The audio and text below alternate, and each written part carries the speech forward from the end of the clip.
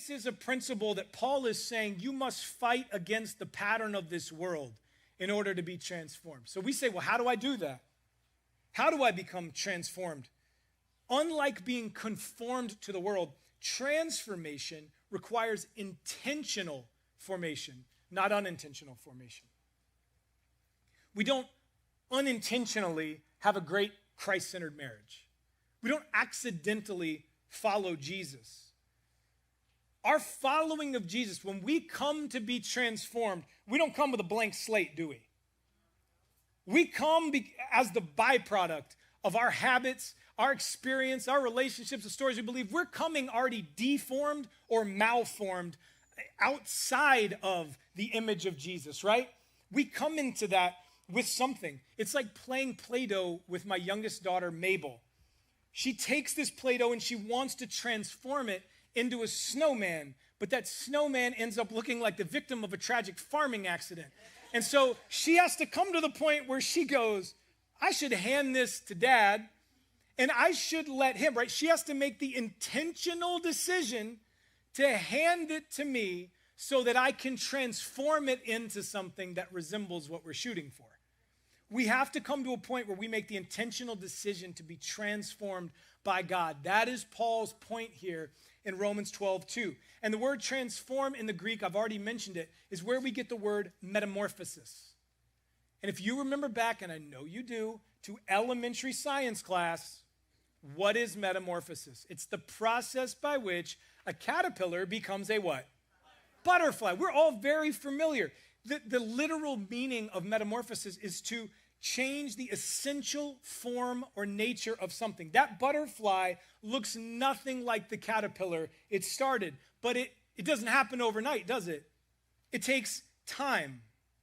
That's why I loved what John Mark Comer said in this video. He made a statement where he said, all formation in the way of Jesus is counter formation, because we don't come to Jesus with a blank slate.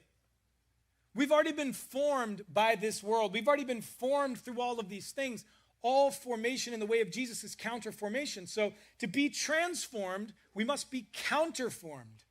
We must make an intentional and thoughtful decision to counteract many of the forces that have deformed us away from Jesus. And just some examples of that. To counterform who or what our habits have formed us into, we need the practices of Jesus.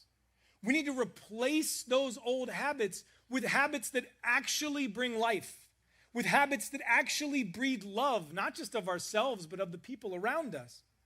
To counterform the effect of our relationships and all the effect of the relationships in our world, all that it's had on us, we need biblical community. Why? Because those are relationships that teach us love. They're relationships that push us away from judgmentalism. To counterform the stories we believe or the lies that we can believe, we need the teachings of Jesus.